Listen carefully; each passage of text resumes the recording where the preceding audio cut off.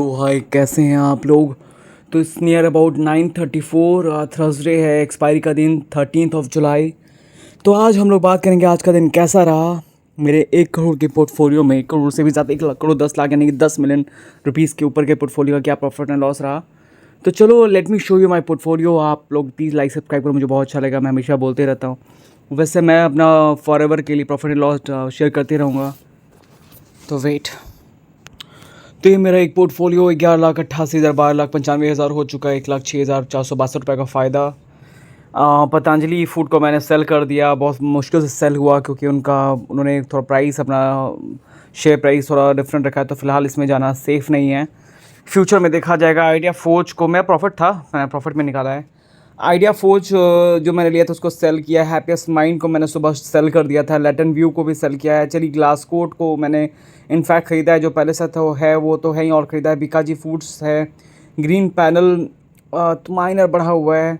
HLV limited यानी कि लीला थोड़ा आधा % एप्पल थोड़ा बढ़ा हुआ था, उसको मैंने सेल कर दिया। टाक इंडस्ट्री 0.85 बढ़ा। पारस 1.20 बढ़ा हुआ है। एक समय तो ये 5% के ऊपर तक चला गया था, तो बट वापस कर गया। गोदरेज प्रॉपर्टीज़ 1.5% बढ़ा हुआ है। और मोतीलाल ओसवाल 1.5% ज़्यादा बढ़ा हुआ है। तो ये इसमें 16,189 का फ़ायदा, 1.27% का। आज एप्पल बेचा मैंने। आशियाना ख़रीदा 369 पीसेज। इसका बाईबैक का उन्होंने अनाउंस किया, आशियाना हाउसिंग का। डेल्टा कॉप एक्चुअली ये 208 दिख रहा है, बट एक समय तक तो मैं आपको दिखाता हूँ आज कैसा गया। ये 206 228 तक चला गया था, तो काफ़ी ज़्यादा है। इनफैक्ट 13-14% के ऊपर तक चला गया था। तो ये एक बहुत ही कम रेट पे फाइनली बंद होते वक्त मुझे मिला, तो मैंने ख़रीद लिया। लेकिन एक समय तो काफ़ी भाग गया था बाईबैक के न्यूज़ से। तो आशा ने खरीदा। डेल्टा कॉप थोड़ा ख़रीदा। बॉटम फिशिंग किया, काफ़ी गिरा हुआ था, थोड़ा ख़रीदा।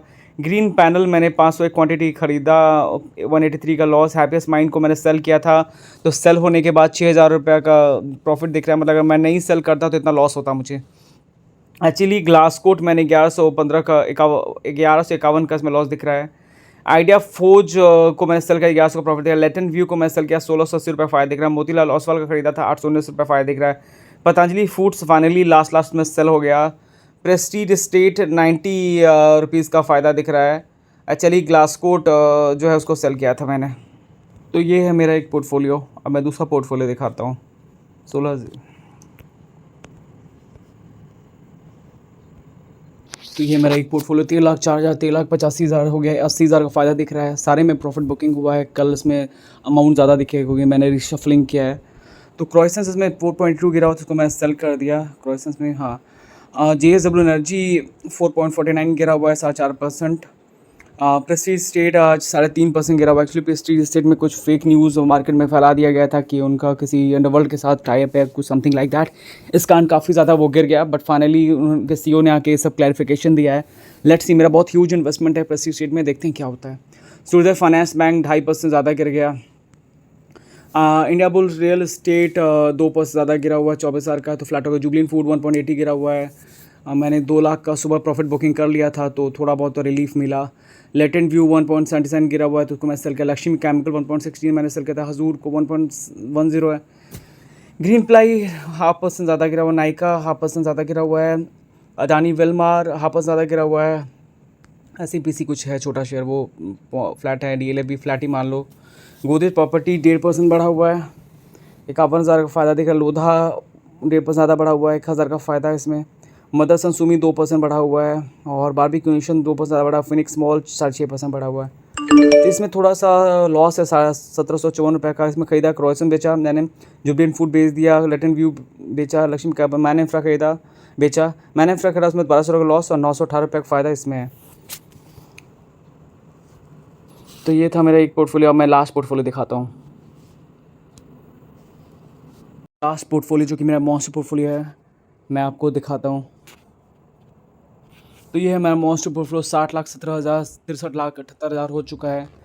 3,60,000 का फ़ायदा इसमें दिख रहा है। इसमें आइडिया फोर्ज को सुबह था मैंने बेच दिया। प्रेस्टीज स्टेट एक्चुअली मैंने इसको बहुत ही अच्छे न्यूज़ के साथ पढ़ा था, बट क्योंकि इसमें कुछ न्यूज़ आ गया सुबह में, सडनली 10% ज़्यादा गिर गया, और इसके कारण मेरा पूरा पोर्टफोलियो, मतलब कि वेट मैं आपको दिखाता हूँ।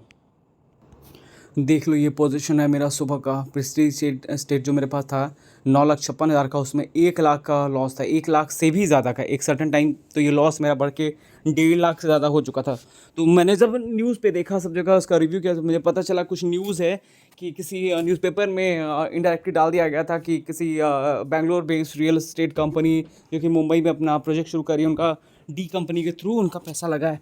ऐसा कुछ न्यूज़ देख कर एक सर्टन टाइम के लिए मैं भी थोड़ा पैनिक तो हो ही गया था। बट मैं जब पूरे छानबीन किया तो मुझे पता चला कि सीईओ ने क्लेरिफिकेशन दिया कि ऐसा कुछ था नहीं। तो उसके बाद मैंने ये इस न्यूज़ के बाद मैंने बिना कुछ सोचे समझे बहुत ज़्यादा शॉपिंग किया, मतलब डायरेक्टली मैं ख़रीदते ही चला गया सब कुछ।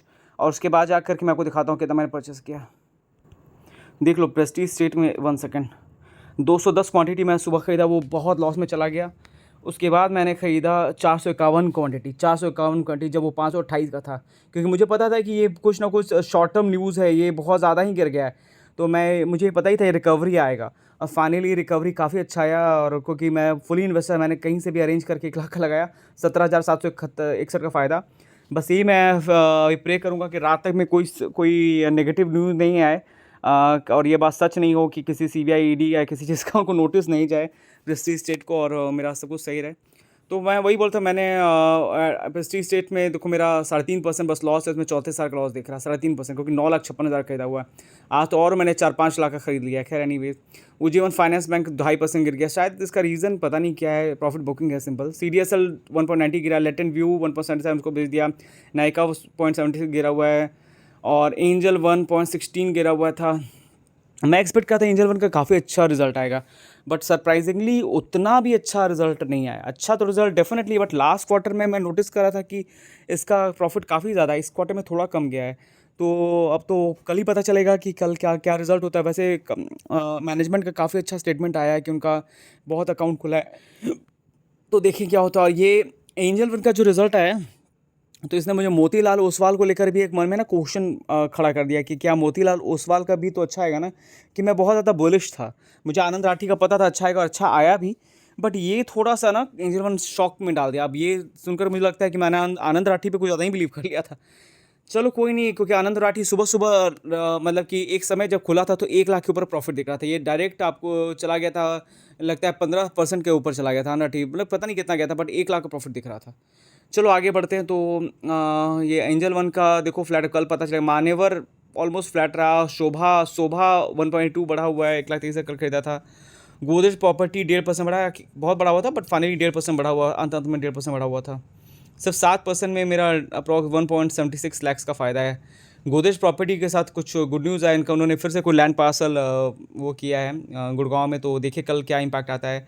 एएसएम टेक में 1.5% फ़ायदा। मोतीलाल ओसवाल में मैं बहुत ज़्यादा खरीदा तो 1.84 का फ़ायदा है, 16,000 का। और मदरसन सुमी में 2% का फ़ायदा है। तनला प्लेटफॉर्म में 4.5%, बट ये भी अप्रॉक्स 10% तक चला गया था, बाद में जाके थोड़ा वो हुआ है।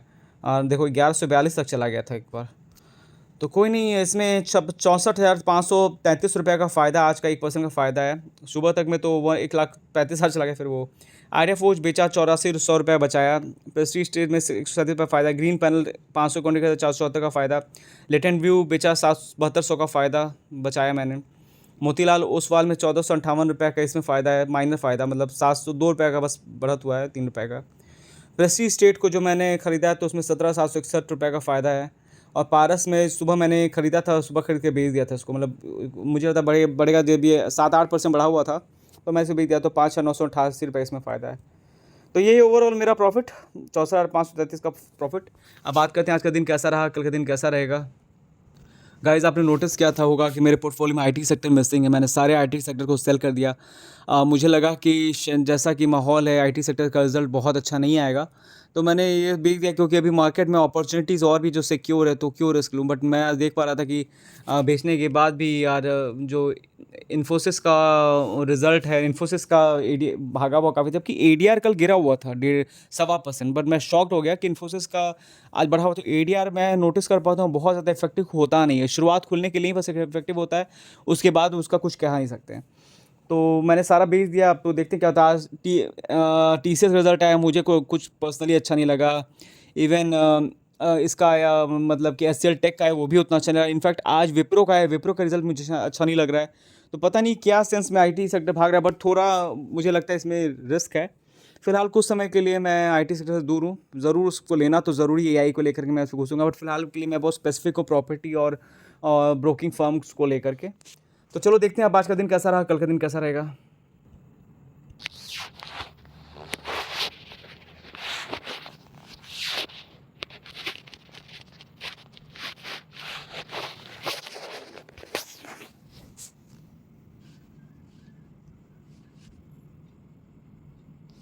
तो ये है इसका साइट, सेल पॉइंट का। सेल पॉइंट है Oppo Reno sale point one offer zone.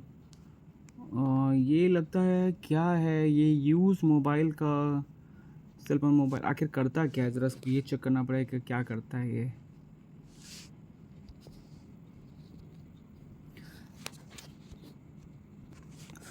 तो ये है about the cell point India limited was established in the year of 2001 and is widely recognized as one of the India's most successful and fastest growing mobile retail chains. अच्छा, we maintain a world class standards when it comes to mobile retailing. In the dynamics and extremely competitive business environment, we had developed a diversified business model with our offering ranging from business model. अच्छा, ये mobile सारे mobile का वो cell होता है इसमें। ये बेचता है, रिटेल चेन है इनका। Apple, Samsung, Oppo, Realme, Nokia, Vivo, Xiaomi, Redmi, one plus. अच्छा, काफ़ी डाइवर्सिफाइड है इनका बिज़नेस। तो ये तो मुझे अच्छा लग रहा है। ज़रा इसका प्रोडक्ट देखते हैं, क्या प्रोडक्ट है, इसका क्या फ्यूचर है। एप्पल आईफोन 12 128 GB है। Apple iPhone 12, Apple iPhone 13 14। ये इसका रेट पता करते हैं मार्केट। एप्पल आईफोन 12 है 128 GB। ये अमेज़न का रेट है। Apple iPhone 12 128 GB, product red. Apple iPhone 12 128 GB white. Apple iPhone 12 128 GB 64,000। तो ये तो काफ़ी महंगा है। एप्पल आईफोन 13 128 GB 64,000 में दे रहा है।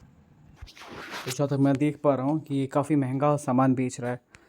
तो महंगा होने के कारण कस्टमर के लिए तो लॉस है, बट क्योंकि बिज़नेस को इनको काफ़ी फ़ायदा होने का चांसेस है, क्योंकि अ, महंगा है तो फिर इनको फ़ायदा भी अच्छा, क्वार्टर में रिज़ल्ट भी अच्छा आएगा। तो मुझे लगता है कि ये प्रॉफिटेबल बिज़नेस हो सकता है, इसको लिया जा सकता है लॉन्ग टर्म में। कहाँ इनका ऑफिस है, 1 सेकेंड, विशाखापट्टनम में। तो ठीक है, तो इसको रडार पे रखना होगा। बाकी अर्बन इन्वायरमेंट सोमानी सिरेमिक आज गिर गया, कहाँ तक गिरा है ये देखना पड़ेगा। और माइनर गिरा है। अपन आज ये इंडियन यू में वो गिरा हुआ है। अच्छा, और नेट को, DB Realty, Sun Iron, Kothari Petro, DB Realty, just 1 second, Sun Flag Iron, Kothari Petro, Elgi Rubber, ये सब शेयर्स कुछ जाने पहचाने तो नहीं लग रहे हैं। ये मैक्लियोड, ये शेयर तो कुछ, 1 सेकेंड, फेडरल बैंक, पीसीबीएल वगैरह गिरते गया है। डेल्टा कॉप पे गिरा है।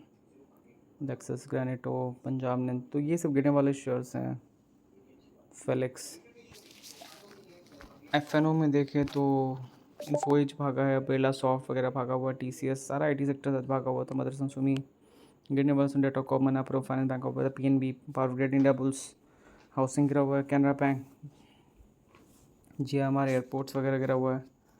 एक्टिव रहा है आज ये सब शेयर। रिलायंस गिरा हुआ है, एक्टिव, पीएनबी, पावन, 5 वीक हाई में ये सब टच कर चुका है। यूपीएल, आरती इंडस्ट्री आज भी गिरा 1.5%। कंटिन्यूसली गिरावट चालू है यूपीएल में और आरती इंडस्ट्री में। रोज एक नया लो पे लो बन रहा है इसका। पता नहीं गिरावट का कोई, बट इसमें रिस्क और रखना होगा। तो ये सब है। तो अब चलो चलते हैं कल का दिन कैसा रहेगा। तो अभी तो फिलहाल काफ़ी ज़्यादा ही पॉजिटिव लग रहा है। 85 पॉइंट बढ़ा हुआ है। डॉ जोन्स 89, डॉ जोन्स काफ़ी फ्लक्चुएट कर रहा है। नैस्डैक बढ़ा हुआ है। वन साइडेड रैली है, 097 ऑल टाइम हाई इसने क्रैक कर दिया। और बाकी पूरा ग्लोब ही आज ग्रीन है। ईडीआर देखा जाए तो इन्फोसिस का ईडीआर काफ़ी भागा हुआ होगा, 4.29 पहले तो काफ़ी ही ज़्यादा भागा हुआ था। विप्रो का रिजल्ट काफ़ी ख़राब आया, फिर भी वो 7% बढ़ा। तो ईडीआर पे बहुत हद तक बिलीव नहीं कर सकते, क्योंकि इन्फोसिस का कल ईडीआर गिरा था फिर भी भागा। चलो अब उसमें देखते हैं investing.com पे। ये नैस्डैक है। आज 14,103 तक गया था और अभी 14,93 है, मतलब ऑलमोस्ट अपसाइड पे है। 14 पे खुला था, 14,103 तक गया था 92। और डॉ जोन्स देखो कहाँ खुला था। डॉ जोन्स काफ़ी आज वोलेटाइल रहा है। 34,365 पे खुला था और 1 सेकेंड,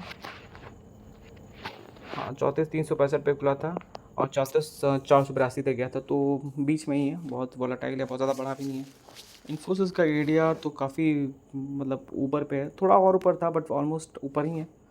अभी 16.85 तक, सॉरी डेज, हाँ 16.85 से 16.70 चल रहा है। तो डेज़ के हाई पे ही थोड़ा बहुत नीचे है बट बहुत तगड़ा ऊपर से अपसाइड में है।